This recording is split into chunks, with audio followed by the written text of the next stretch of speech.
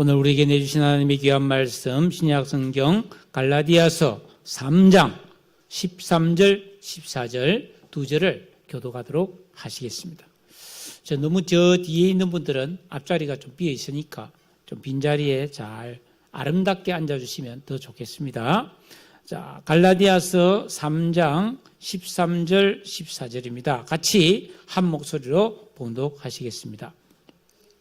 그리스도께서 우리를 위하여 저주를 받은 바 되사 율법의 저주에서 우리를 속량하셨으니 기록된 바 나무에 달린 자마다 저주 아래에 있는 자라 하였습니다. 이는 그리스도 예수 안에서 아브라함의 복이 이방인에게 미치게 하고 또 우리로 하여금 믿음으로 말미암아 성령의 약속을 받게 하려 함이라. 아멘. 오늘은 우리 인체 장부 중에서 간에 대해서 말씀드리려고 합니다. 어떤 광고에 우리는 왜 자꾸 피곤할까요? 간 때문이야, 간 때문이야, 뭐 이런 광고가 있었죠. 간은 우리 인체에서 안 중요한 게 없지만은 너무너무 중요합니다. 간이 어떻게 생겼는지는 여러분들이 너무나 잘 알 것입니다. 왜냐하면 순대 먹으면 간을 주잖아요.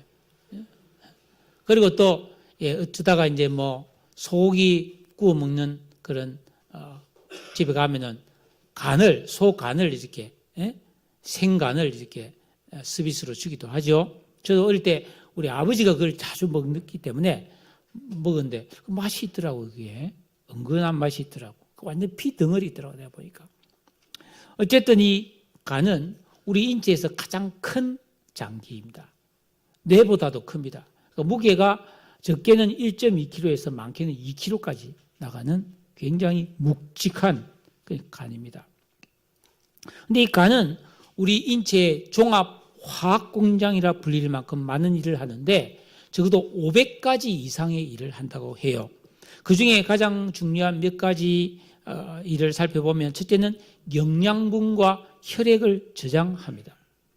우리가 음식을 먹으면 그것을 포도당, 탄수화물을 포도당으로 만들잖아요. 이걸 글리코겐으로 저장하고 또 우리가 여분의 지방도 이제 저장을 하는데 지방을 너무 많이 먹거나 탄수화물을 또 섭취하면 그게 나머지는 또 지방으로 만들어서 저장하니까 지방간이 되어버리는 거죠. 그래서 적당히 먹어야 됩니다. 둘째로 중요한 게 해독작용인데 우리가 먹는 모든 음식에는 아주 미량이지만 독성이 다 들어있어요. 또 아무리 좋은 음식을 먹어도 이게 소화되는 과정에서 여러 가지 독성 물질, 활성산소나 암모니아 같은 것들이 막 발생합니다. 이 독성 물질을 해독해 주는 곳이 간이다 이 말이에요. 그러니까 이제 이 간을 정말 잘 보호하려면 과식을 안 해야 돼요. 많이 먹으면 먹을수록 독을 많이 먹는 거거든요. 특히 약을 적게 먹어야 돼요. 약을 막 분별하게 많이 먹으면 그 약물도 다 독성이고 한약 같은 것도 너무 지나치게 먹으면 간이 나빠진다 그러잖아요. 인스턴트 식품에는 식품 첨가물이 많죠. 그러니까 어쨌든 순수 식품을 먹어야 돼요. 가공식품은 안 좋아요. 여러분, 이 음식은 영적인 겁니다. 사탄이 예수 믿는 사람을 공격하기 가장 좋은 게 음식이에요, 사실은. 왜냐하면 건강이 나빠지면 신앙생활 못합니다. 그렇잖아요. 병들었는데 어떻게 신앙생활 제대로 하겠어요? 그러니까 음식 잘 먹어야 되는데 안 좋은 음식을 많이 먹으면 간이 굉장히 고생을 하고 병들어 버립니다. 세 번째가 영양분을 합성해요. 그러니까 우리 몸에는 너무 많은 영양분이 필요하죠. 머리카락도 자라야 되고 손톱도 자라야 되고 그러잖아요. 네? 우리 몸에 그 DNA가 2만 가지 이상 된다더라고. DNA가. 그 각각 쓰는 영양소가 다르잖아요. 그러니까 간에서는 3,000가지 이상의 영양소를 합성해내는 그런 아주 엄청난 일을 하고 있습니다. 특히 슬개즙을 1리터, 하루 매일 1리터를 생산해서 이걸 이제 우리 소화를 시키는데 또 단백질을 합성해서 알부민을 만들고 혈액 응고제를 합성하고 적혈구를 또 재활용해서 사용하게 만드는데 이런 게 잘 안 돌아가면 황달이 생겨버린 거예요. 눈이 노랗게 변해버리고, 그죠? 온몸이 누렇게 돼버린다. 그러니까 여러분이 간이 나빠지면 생기는 병이 많은데 가장 흔한 병이 뭐예요? 지방간, 간염, A형, B형, C형, 이런 간염이 있잖아요. 이 간염 잘 안 났잖아요. 간경변, 간경화, 간세포 괴사, 간암. 특히 간이 노폐물을 이게 잘 정리하지 못하면 이 몸속에 있는 암모니아가 내려 올라갑니다. 그러면 간성혼수란 게 옵니다. 이 간성혼수는 간성내증이라고 하는데 내 안에 암모니아가 들어가니까 혼수 상태에 빠져버려요. 잘못하면 바로 사망해버립니다. 왜 간이 이렇게 자주 고장나느냐? 우리나라 남자들이 가장 많이 걸리는 암 2위가 간암이고 사망률도 2위입니다. 간암이. 무서운 거예요. 근데 이 간이 하는 고유한 역할이 피와 영양을 관리하고 우리 몸의 독성을 제거해서 우리 인체에 필요한 영양분을 공급하면서 살게 하는데 이 피가 나빠지거나 영양이 부족하거나 과도해지면 고장이 난다. 간이 쉬지 못하면 고장이 나버리는 거죠. 그 간이 제 일을 하지 않으면은 노폐물을 걸러내지 못하니까 혈당 조절이 안 되고 독성물질로 염증이 생기고 온몸이 붓고 복수가 차고 뼈가 약해지고 난리가 나버리는 거죠. 그러니까 이 간을 건강하게 회복하려면은 약을 먹는 것보다 먼저 간의 본래의 기능을 잘 발휘할 수 있도록 쉬게 해주는 게 중요해요. 간을 좀 쉬게 해줘야 되는 거예요. 간을 쉬게 해주려면 깨끗한 피를 유지하고 아주 좋은 영양분을 공급해 줘야 되는 거죠. 결국 이 피를 깨끗하게 하고 좋은 영양을 공급하려면 우리가 매일 먹는 밥과 물과 공기 이것이 좋아야 되는 거예요. 조심스러운 이야기지만 피를 맑게 하는 가장 좋은 음식은 생식이에요. 일단 화식, 익히면은 그게 더 많은 독성물이 나오거든요. 맛은 좋지만. 근데 시중에 다이어트용으로 이렇게 생식을 많이 하잖아요. 많이 판매하고 있잖아요. 거의 내볼 때는 90% 이상이 가짜예요. 왜냐하면 순수한 생식이 아니고 그걸 이제 판매하기 위해서는 보관을 오래 해야 되니까 동결건조란 걸 하잖아요. 동결건조도 결국은 원래의 자연식품이 아니고 동결했잖아요. 동결. 그럼 영양소 파괴돼 버리는 거죠. 익히지만 않았다고 해서 생식이 아니에요. 자연 그대로가 생식이라는 거죠. 네? 근데 우리가 이 간을 잘 쉬게 해주면은 이 인체의 장기 중에서 이 간은 재생이 가능합니다. 그래서 우리가 누가 가족 중에 아프면 내 간을 잘라서 이식을 해주기도 하잖아요. 그런데 70% 이상을 떼어내도 간은 다시 자란다고 해요. 참 놀라운 일이죠. 네. 근데 문제는 이 간에는 이게 통증을 느끼는 세포가 없기 때문에 간이 고장나도 자각 증세가 없다는 겁니다. 재미난 것은 이 간을 영어로 하면 리버. 우리가 살아간다 할 때가 리브잖아요. 리브. 근데 R 하나만 붙이면 간이에요. 그러니까 간은 우리가 살아가는데 굉장히 중요한 것임을 틀림없습니다. 우리나라 말에도 보면 간과 관련된 말이 많아요. 간 크다. 간이 부었다. 간이 콩알만해졌다. 간담이 서늘했다. 너 간이 배 밖에 나왔구나. 이런 걸 보면 간은 그 사람의 은행심사나 생명과 깊은 관련이 있다는 뜻이 아니겠습니까? 네. 자, 오늘은 우리 예수님의 십자가의 고난이 시작되는 종려주일이에요. 예수님이 십자가 지기 위해서 예수님의 공생의 마지막 일주일이 시작된 날이 오늘이에요. 예수님은 어린 나귀를 타고 예루살렘 성에 들어가셨고, 이제 다가오는 금요일, 그죠? 십자가에 못 박혀 돌아가시고 또 3일 후인 주일에 이제 부활하시게 되시죠. 저는 예수님께서 우리를 위해서 달려 돌아가신 그 십자가가 우리의 모든 죄악과 저주를 해방시켜주고 영적으로 완벽하게 해독작용을 해주셨다고 믿습니다. 예수께서 십자가에 위에서 흘리신 그 맑고 깨끗한 피가 우리의 모든 죄를 다 치료하고 거룩하고 의로운 하나님의 자녀로 거듭나게 해서 온갖 좋은 복을 다 누리는 길을 열어주셨어요. 그 십자가는 우리 인체 간 이상의 어마어마한 해독과 좋은 것을 공급하는 그런 능력을 발휘했다고 봅니다.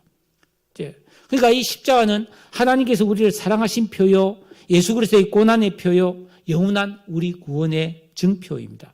그래서 사도 바울은 갈라디아서 6장 14절에서 내게는 우리 주 예수 그리스도의 십자가 외에 결코 자랑할 것이 없다.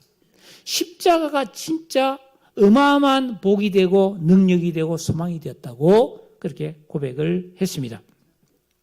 하지만 이 십자가는 본래 부끄러운 것이었어요. 지금은 뭐 병원도 십자가 그잖아요. 뭐 목걸이에도 십자가 많이 하는데 원래 이게 사형틀이거든요. 이 십자가에 사람 팔을 벌리고 그래서 못을 박아서 숨이 끊어질 때까지 높이 매달아두는 그게 십자가라는 말이죠. 그러니까 보통 일반적인 사형수는 교수형이죠. 목에 올가미를 걸어서 탁 해가지고 그렇게 죽이거나 아니면 뭐 옛날에 우리나라 막 망나니가 칼을 들고 막 춤을 춰가 탁 하는 참수를 했죠. 간단히 죽습니다. 그런데 십자가의 이 형벌은 아주 특별한 경우죠.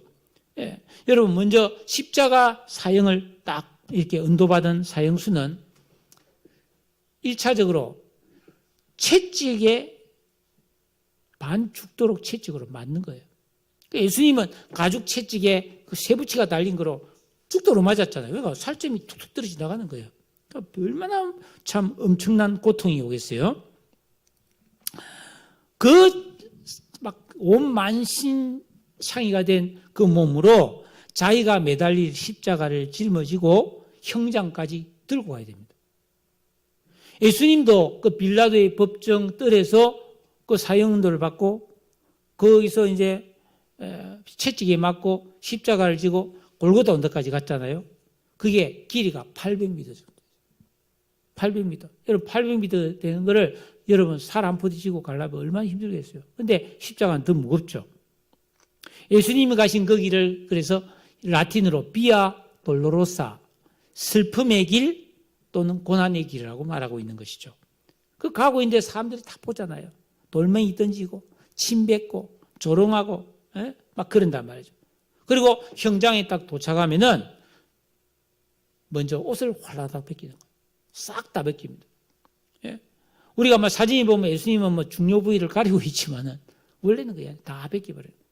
그러면서 이게 양손과 발을 이렇게 탁 포개해서 거기다가 굵은 대못을 쾅쾅 박는단 말이에요. 그럼 어떻게 되겠어요?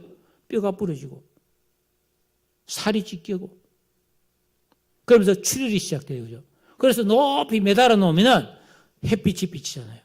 막 비치니까 피가 온몸에서 빠져나간다. 그러면 처음에는 고열에 시달려요. 고열. 그러다가 피가 빠져나가면 오한에 시달리고 막 죽고 극심한 고통, 이 두통에 시달려요. 그러면서 이게 매달아 놨지만은 무게가 있잖아요. 이렇게 내려가면서 이게 뼈가 부러지기 시작해요. 갈비가 툭툭툭 다 부러지고. 엄청난 고통이에요. 거기서 이제 뭐 심할 경우는 2, 3일 동안 숨이 붙어 있다가 죽는 그런 사유도 많았다고 해요. 그러니까 죄인을 가장 고통스럽게 죽이는 방법. 부끄럽고 창피하고 고통스럽고. 자, 그러면은 왜 우리 예수님은 사람이 당할 수 있는 가장 무서운 형벌을 당하셔야만 했는가? 이 사실을 정확하게 아는 것이 우리 신앙생활에 유익합니다. 우리의 믿음은 나 좀 가볍게 믿어야 되겠다. 대충 믿어야 되겠다. 적당히 믿어야 되겠다. 이게 통하지 않아요. 우리 믿음은 절대로 가벼워서는 안 됩니다. 하나님께서, 예수님께서 우리를 위해 해주신 일의 의미를 분명히 알고 믿는 것이 올바른 믿음이에요. 그러니까 지식 있는 믿음이 되어야 한다는 뜻입니다. 십자가를 통해 예수님께서 이루신 그 의미가 확실하게 깨달아질수록 우리는 믿음도 분명하게 쓸 수 있는 줄로 믿습니다. 지난주 중에 어떤 글을 하나 읽었는데 예수님의 직업이 뭐였죠? 목수였죠. 어릴 때부터 그 아버지가 목수였으니까 목수였기 때문에 아마 십자가도 만들어 봤을 것이라고 봅니다. 그러면 이 십자가가 뭐 하는 건지도 알고 그 십자가의 끔찍함과 고통과 수치가 어떠함을 너무나 잘 알았는데 그 십자가를 피하지 않고 우리를 위해서 그 십자가의 길을 가셨다는 거예요. 그래서 오늘은 이 십자가의 의미를 크게 오늘 본문에 의지해서 세 가지로 우리가 한번 살펴보려고 하는데, 첫째, 십자가는 죄를 지은 인간이 어떻게 되는지를 보여줍니다. 여러분, 콩 심은 데 콩 나오고 팥 심은 데 팥 나는 것은 망고의 법칙이잖아요. 최초의 인간인 아담과 하와가 하나님 말씀을 어기고 선악을 알게 하는 열매를 따먹음으로 죄인이 됩니다. 그 결과 인간은 원래 하나님이 창조해 주신 거룩하고 아름답고 존귀함을 상실해 버린 거예요. 우리 안에 있는 선한 양심도 파괴돼 버렸어요. 전적으로 완벽하게 타락해 버렸어요. 그래서 창세기 6장에 보면 마음과 생각으로 하는 모든 계획이 항상 악할 뿐인 죄인이 되어 버렸단 말이에요. 그래서 그 아담과 하와의 그러니까 남자와 여자의 결합으로 인해서 태어나는 모든 인간은 그 죄가 유전되면서 출생과 동시에 본질적인 죄인이라는 겁니다. 원죄죠, 원죄. 사람들은 이 세상을 살아가면서 남녀노소, 빈부귀천, 외모가 뭐 잘났냐 못났냐, 유식하냐 무식하냐, 뭐 잘하냐 못하냐 이걸 나누지만 영적으로 보면 모든 사람이 멸망받을 죄인이에요. 여러분, 뭐 왕도 죽고 대통령도 죽고 장관도 죽고 국회의원도 죽고 부자도 죽고 재벌도 죽고 뭐 가난뱅이도 죽고 병들면 다 아프지 뭐 안 아픈 사람 있나? 그런 거예요. 여러분, 이 세상은 사실은 돈이 없어서 혹은 뭐 지식이 없어서 불행한 것이 아닙니다. 근본 원인은 모든 사람이 죄라는 질병에 감염됐기 때문에 불행한 거예요. 여러분, 코로나가 유행했는데 지금도 10,000명 이상이 우리나라에 걸리고 있어요. 근데 전 세계 모든 사람이 감염되지는 않았잖아요. 뭐 여러분 중에도 코로나 한 번도 안 걸리고 이렇게 지금까지 살고 있는 분도 계시겠죠. 그런데 여러분, 이 죄라는 질병은 모든 사람이 100%한 사람도 빠짐없이 다 감염되어 버렸어요. 이게 코로나보다 1000배, 10,000배 무서운 질병입니다. 왜냐? 이 죄라는 질병에 감염되면 백신이 없어요. 치료제가 없어요. 무서운 거죠. 죄의 싹은 사망이라 그랬습니다. 안 보이는 어둠의 세력에 의해서 그 삶을 지배받게 됩니다. 여러분, 병에 걸리면 우리 코로나 후유증으로 뭐 미각이 상실되고 냄새를 못 맡는 분들도 있고 또 뭐 폐가 굉장히 지금 안 좋아져서 이 소흡이 곤란해지는 사람들이 많잖아요. 그게 코로나라는 질병의 증상이잖아요. 죄는 뭐냐면 죄의 증상은 이 죽음이거든. 그러니까 코로나는 안 죽을 수도 있어요. 근데 죄는 100% 모든 사람이 죽는 거예요. 안 죽는 사람은 없잖아요, 이 세상에. 모든 사람이 죄를 지었기 때문에 100% 다 죽는 거예요. 죄를 지으면. 그리고 살아있을 동안에는 죽기 전이라 할지라도 그 죄의 증상을 겪게 되는데 두려움과 염려와 고통과 슬픔과 질병과 온갖 불행을 다 겪는 거예요. 이 세상에 이런 것들이 가득한 이유가 여기 있는 겁니다. 이 문제를 해결하려면은 방법이 없어요. 사람의 방법은 없어요. 오직 뭐예요? 예수 믿고 하나님이 주는 구원을 받는 길 외에는 치료법이 없다는 것입니다.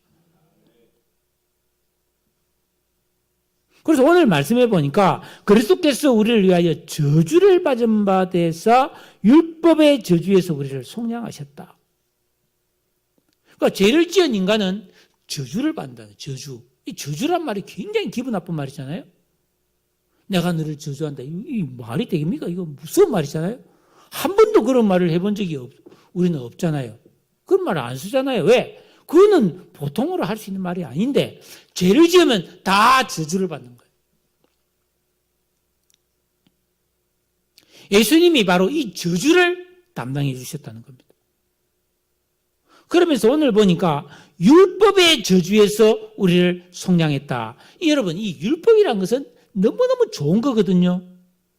하나님께서 이스라엘 백성들에게 율법을 줬어요. 이 율법을 이스라엘 백성들이 지키면 어떻게 되느냐?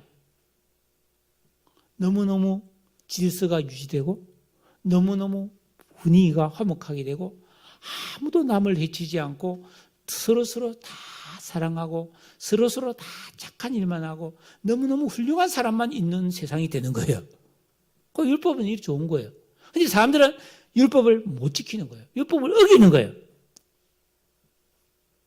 그러니까 율법을 어기면 범죄인 거잖아요. 법을 어겼으니까. 그 저주를 받고 지옥에 가는 거예요. 원래 아담과 하와가 선악과 따먹기 전에는 그 율법을 지키는 다 100% 지킬 수 있는 사람이었어요.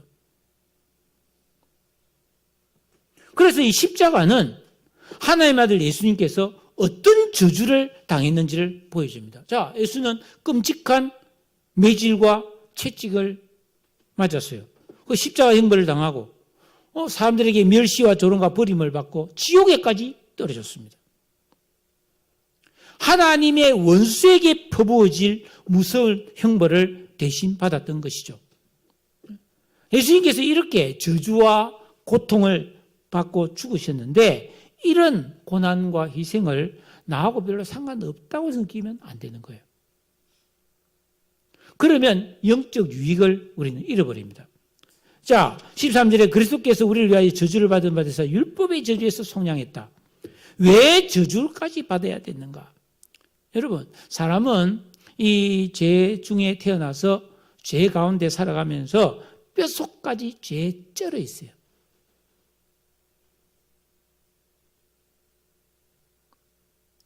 김장 담았는데 그 안에 싱싱한 배추가 한 잎이라도 나옵니까?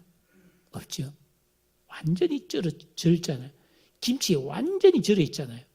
양념에, 소금에 다 그것처럼 완전히 죄에 절어 있는 거예요. 그래서 자력으로는 구원이 불가능합니다. 자기 힘으로는 절대로 벗어나지 못하는 거예요. 죽음을 못 벗어납니다. 질병을 못 벗어납니다. 늙음을 못 벗어납니다. 지옥을 못 벗어납니다. 여러분, 구약 성경을 우리가 읽어보면은 그 이스라엘 백성들은 태어날 때부터 하나님 믿는 백성이에요. 그죠? 그래서 어릴 때부터 율법을 배워요. 진리를 배워요. 그런데도 죄를 짓습니다. 하나님이 한없이 용서하십니다. 몇백 년 참아줍니다. 기적을 베풀어 줍니다. 사랑을 베풀어 줍니다. 죽었다가 다시 살려줍니다. 그래도 안 믿는 거예요. 그래도 또 죄 짓는 거예요. 왜 그럴까요? 여러분, 아담 안에서 우리가 물려받은 죄 때문입니다. 자, 우리가 가진 이 원죄와 이 자범죄, 이 죄, 이게 여러분, 원래 하나님의 아담을 창조했을 때는 영적 존재였습니다. 하나님 그 코에 생기를 훅 하고 불어넣으니까 생명이 됐잖아요. 생기를 가진, 영을 가진 영적 존재로 살았단 말이에요. 근데 죄를 지으면서 그 영이 죽어버리는 거예요. 하나님의 영이 죽어버린 거예요. 그러니까 뭐예요? 육체만 딸랑 남아요. 육체. 이때 육체만 남은 것을 뭐라냐면 옛 사람이라고 성경 말해요. 요 옛 사람은 이 안에 악한 인격, 악한 지각, 악한 감성, 악한 의식이 쫙 가동되고 있다면 공장처럼. 그래서 말이나 행동에서 악이 막 나오는 거예요. 불량품이 계속 나오는 거예요. 그런데 문제는 이 옛사람은 안 죽는다는 거예요. 불멸. 이 옛사람도 불멸이에요. 불멸. 폭탄 터뜨려도 안 죽어요. 물속에 들어가도 안 죽어요. 옛사람은 안 죽어요. 그래서 사람은 평생 이 옛사람하고 같이 살다가 죽어서 지옥도 옛사람하고 가는 거예요. 안 죽어요. 마귀의 종로로 돼서 못 벗어나는 거예요. 이 옛사람이 죽는 길은 딱 하나예요. 예수 믿어서 예수님이 못 박히신 십자가에 옛사람을 못 박아야 죽는 거예요. 그러니까 우리가 죄 없이 날 위해 십자가에 돌아가셔서 내 죄를 속량해 주신 예수 그리스도를 믿을 때 내 옛사람이 다 죽고 의와 진리와 거룩함으로 거듭난 새로운 피조물로 구원받는 거예요. 이게 하나님이 주시는, 값없이 주는 은혜인 줄로 믿습니다. 이거 믿음으로만 받을 수 있는 거예요. 돈으로도 못 가요. 안 돼요. 힘으로도 안 돼요. 돈 닦아도 안 돼요. 예수 믿을 때 아무 공로 자격 없는 나에게 값없이 이 놀라운 사랑과 은혜를 주셔서 우리를 거듭나게 하시고 새 사람이 되게 해주신 줄로 믿습니다. 두 번째로, 십자가에는 나의 죄와 나의 원수가 영원히 못 박혀버렸습니다. 나의 원수가 누구냐? 내 고통, 내 질병, 내 모든 슬픔, 내 죽음까지가 다 내 원수입니다. 우리가 예수 믿고 구원받으면 내 죄와 내 모든 불행이 십자가에 못 박혀 죽어버립니다. 할렐루야. 이게 십자가의 신비와 비밀인데 사람으로서는 측량할 수 없는 하나님의 지혜로 만들어진 것입니다. 고린도전서 1장 23절에 보니까 십자가에 못 박힌 그리스도는 하나님의 능력이요 하나님의 지혜니라. 이거는 십자가, 이게 보통 그냥 그 십자가 아니에요. 그냥 십자가 우리가 알 수 있는 게 아니에요. 어마어마한 지혜예요. 여러분 핸드폰 다 가지고 계시죠? 핸드폰으로 저는 음악을 많이 들어요. 전화도 하고 문자도 하고 뭐 컴퓨터로 뭐 검색도 해서 하고 뭐 송금을 하기도 하고 송금을 받기도 하고 뭐 때로는 뭐 가게에 가서 그 스마트폰으로 삼성페이나 뭐 이런 거로 결제를 하기도 하고. 이 엄청난데 여러분 이 스마트폰이 어떻게 만들어진지 여러분 아세요? 아무도 모르지. 그냥 쓰죠. 사람의 지혜로 만든 것도 그렇게 보통 사람은 알기가 어려워요. 근데 이 십자가는 하나님의 지혜로 만들어진 어마어마한 겁니다.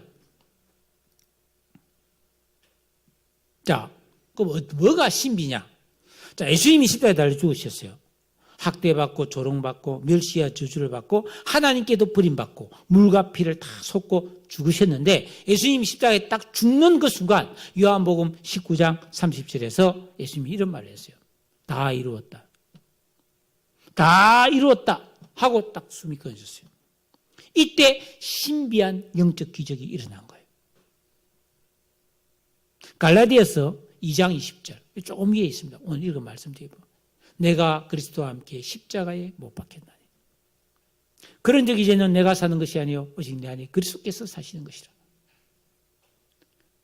예수님이 십자가에 못 박힌 게 2000년 전인데 2023년 4월 2일 오늘 어떤 사람이 예수 믿으면 그 사람이 예수 믿는 그 순간 이 사람은 2000년 전으로 돌아가서 영적으로 십자가에 못 박혀서 옛사람이 죽어버립니다. 왜냐하면 영의 세계는 과거, 현재, 미래가 없고 영적 세계는 그냥 하나예요. 영원한 현재뿐이에요. 그러니까 우리가 영적으로 예수 믿으면 영이 탁 살아나면서 2000년 전에 예수님이 십자가에 달려 죽으시는 그 시점에서 바로 내가 소급돼서 내 옛사람이 죄가 죽어버리는 거예요. 기가 막힌 신비입니다. 그러면 우리는 어떻게 되냐? 예수 믿는 순간 예수 그리스도 안에서 새로운 피조물이 되고 하나님의 자녀가 되고 천국 백성으로 거듭나서 영생하는 새 생명을 소유한 영의 사람이 되는 것이죠. 죄인이 받을 저주와 죽음, 피와 같이 붉은 죄악들과 죄의 악영향으로 생겨난 불행과 가난과 절망과 두려움이 영원히 십자가에 못 박혀 나와 상관없는 것으로 소멸시키는 것입니다. 우리는 이제 이렇게 완전히 구원받는 새 사람이 됐죠. 그럼 그 다음 뭐 해야 되겠죠? 거듭난 성도는 주님을 왕으로 모시고 순종과 기도의 영적 삶을 통해 의의 삶을 살아가야 돼요. 이게 그냥 말처럼 쉽지는 않죠. 왜냐하면 지금까지 죄인으로 살았기 때문에, 옛사람으로 살아왔기 때문에 그 죄의 악습관이 굳어져 있는 거예요.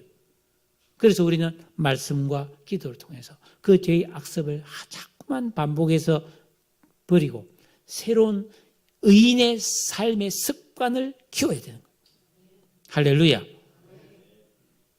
여러분, 십자가의 신비는 예수 믿고 구원받는 순간 그 십자가에 내 죄와 내 불행과 나의 지옥이 다 십자가에 못 박힌 줄로 믿으시기를 축원합니다.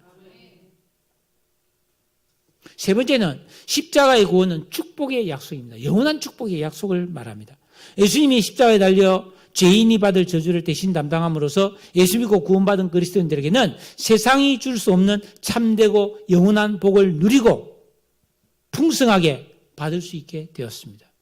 자, 14절 다시 한번 읽어보겠습니다. 시작. 이는 그리스도 예수 안에서 아브라함의 복이 이방인에게 미치게 하고 또 우리로 하여금 믿음으로 말미암아 성령의 약속을 받게 하려 함이라. 자, 먼저 축복이 두 가지인데 아브라함의 복을 우리도 받는다. 여러분, 본래 아브라함은 어떤 사람이었느냐? 우상의 도시에서. 자, 창세기 12장에 처음 아브라함이 등장하는데 11장이 바벨탑 사건이 나거든요. 그러니까 아브라함은 그 바벨탑을 쌓았던 족속들 중에 살던 사람이에요. 타락된 민족이죠. 거기서 75세가 될 때까지 자식도 없고 소망이 없는 그런 사람이었어요. 그런 그가 하나님의 부르심을 받고 순종했더니 믿음의 조상이 되었습니다. 25년간 그런 참 연단을 받고 100세의 아들을 낳잖아요. 이삭을 낳습니다. 이삭을 낳고 이삭이 야곱을 낳고 야곱은 12명의 우리 요셉과 그 형제들을 낳잖아요. 그래서 12지파가 되고 애굽으로 내려가서 나라를 이루게 됩니다. 그러니까 아브라함 한 사람의 순종이 뭐예요? 큰 민족이 되고 그 민족에게서 예수님이 태어나셔서 그 민족이 복음을 전해서 전 세계에 복음이 전거돼서 수많은 사람들이 구원받는 역사가 일어났다 이 말입니다. 아브라함의 가문에서 수많은 왕들이 태어났죠.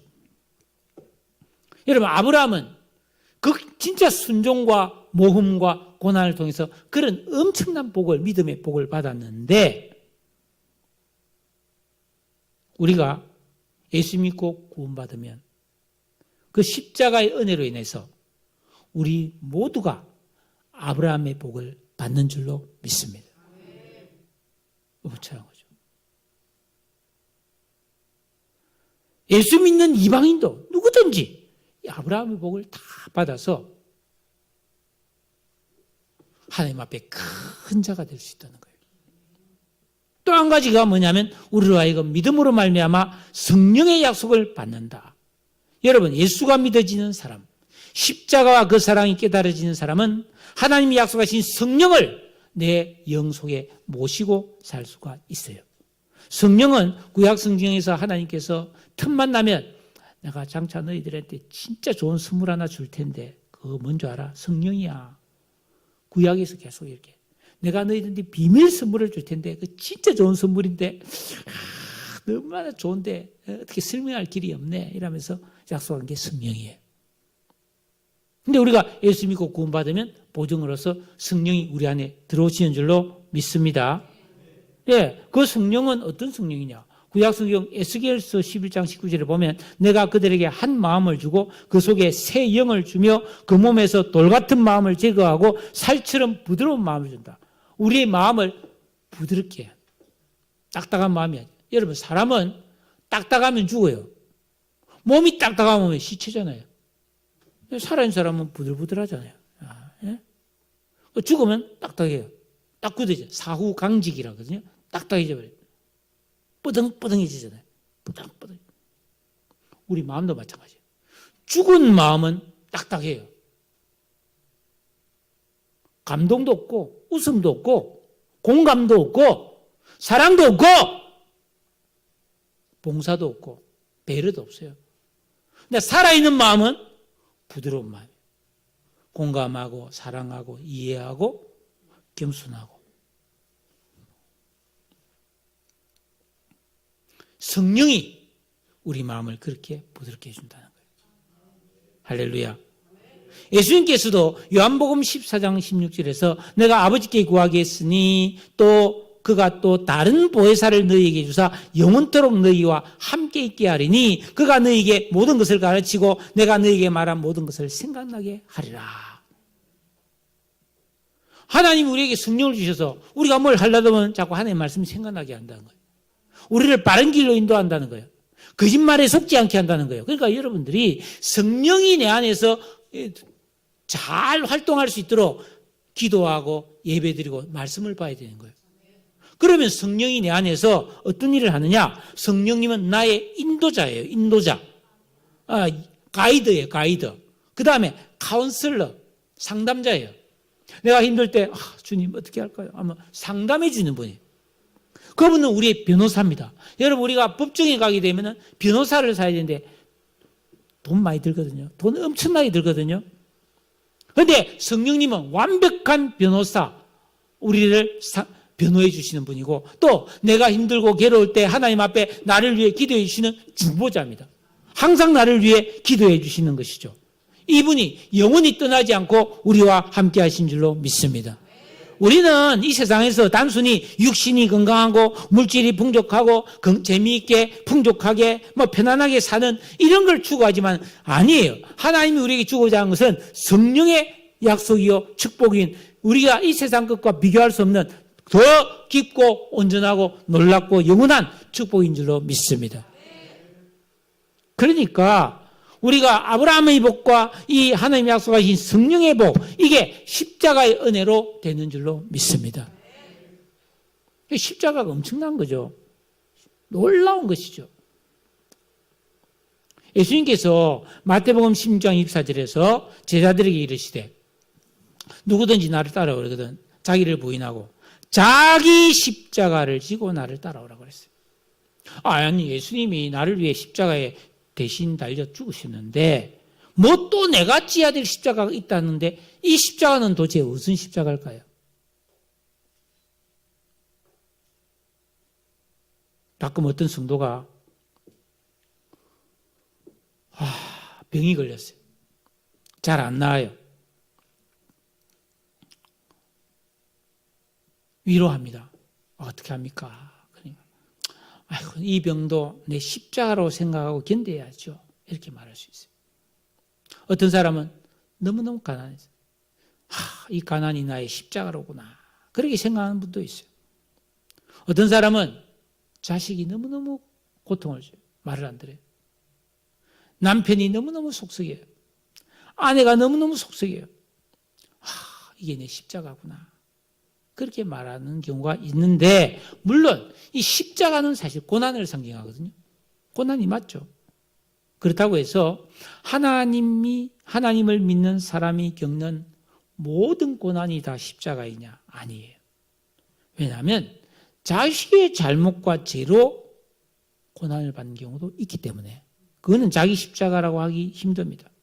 그러니까 정확하게 말하면 십자가에는 두 가지가 있어요. 우리가 지어야 될 십자가는 두 가지가 있는데 하나는 죄의 십자가가 있고 믿음의 십자가가 있어요.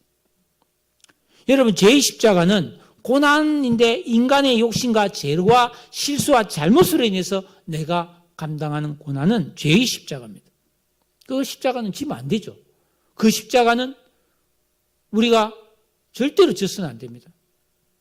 반면에 이 믿음의 십자가는 내가 올바른 신앙생활, 말씀대로 살려고 하다 보니까 겪는 고난을 말하는 것입니다. 신앙을 포기하면 겪지 않아도 될 불이익과 아픔이지만 내가 정말 예수 잘 믿고 내 구원을 이루기 위해서 겪게 되는 고난이죠. 우리가 계명을 지킨다. 이게 고난이 올 수 있다는 거예요. 여러분, 예수 믿는 우리 성도들이 져야 될 나의 십자가는 죄의 십자가가 아니라 이 믿음의 십자가임을 믿으시기 바랍니다. 순종과 기도의 진정한 영적 생활을 해가면서 겪게 되는 의인의 고난이 내가 기쁘게 지고 가야 될 나의 십자가입니다. 그런 십자가를 지는 사람이 뭐예요?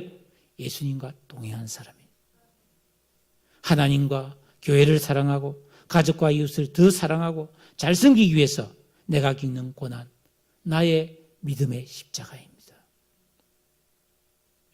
십자가를 내가 지고 주를 따라갑니다. 그런 십자가를 지고 가는 사람이 남 모르는 비밀한 자부심이 있는 거예요. 내가 지금 힘들지만 나는 지금 주님과 같은 길을 가고 있어. 이 자부심이 주는 은혜와 축복이 말로 다 할 수 없어요. 그 자부심이 담대함을 주고 당당함을 주고 소망을 주고 자신감을 주고 여러분 고난을 견디게 하는 인내도 허락할 줄로 믿습니다. 신학자 에밀 브루너는 십자가를 올바로 이해한 사람은 성경을 이해할 수 있고 그리스도를 바르게 알 수 있다. 그러나 십자가를 바르게 알지 못한 사람은 아직 기독교 진리를 모르는 사람이다 라고 했습니다. 성경 말씀에 따르면 십자가는 기도의 상징물이, 우리 기독교의 상징물이 아니에요. 십자가는 뭐 병원에도 걸려 있잖아요. 믿지 않는 사람은 목걸이에도 십자가는 있더라고요. 십자가는 하나님의 능력 그 자체입니다. 고린도전서 1장 18절에 십자가의 도가 멸망하는 자들에게는 미련한 것이지만 구원을 받는 우리에게는 하나님의 능력이라고 했어요. 하나님의 지혜라고 했습니다.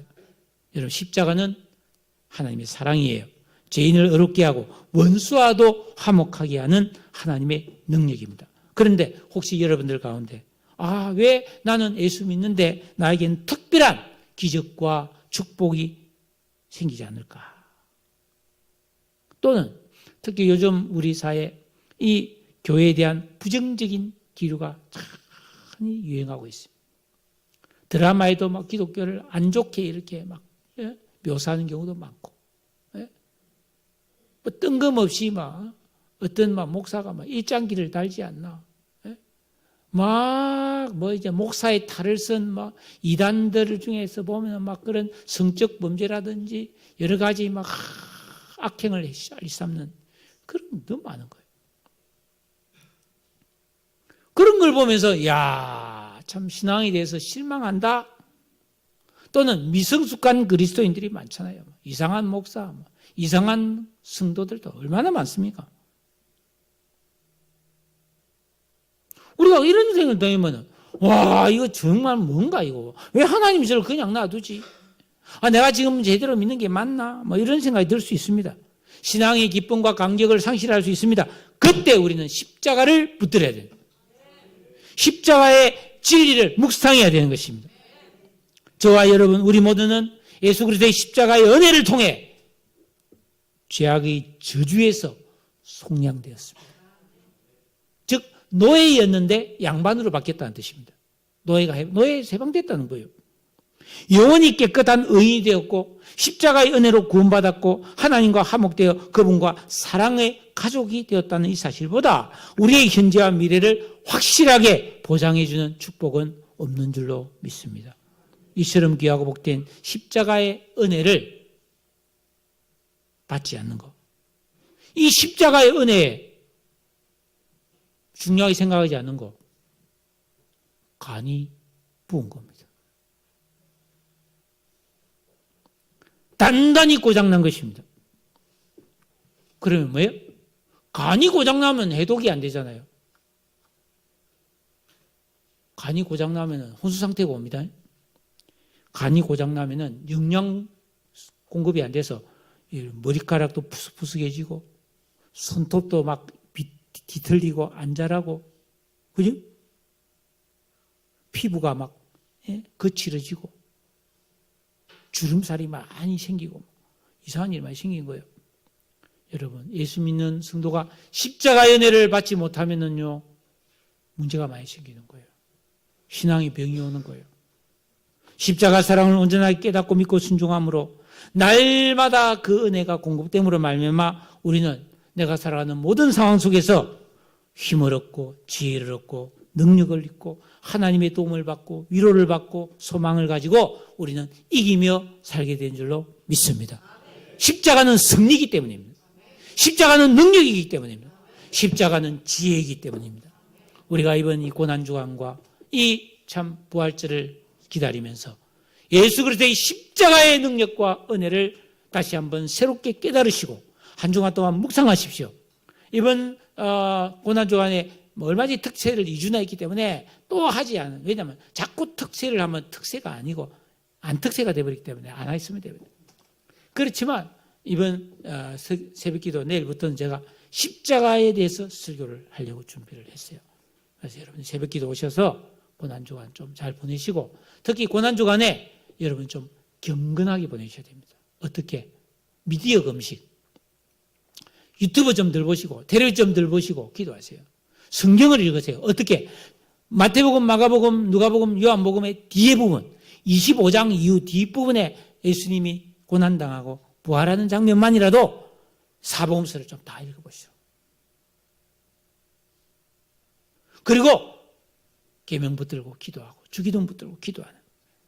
그래서 십자가 내가 처음 볼 때 나의 마음의 큰 고통 사라져. 오늘 믿고서 내 눈 빨갛네.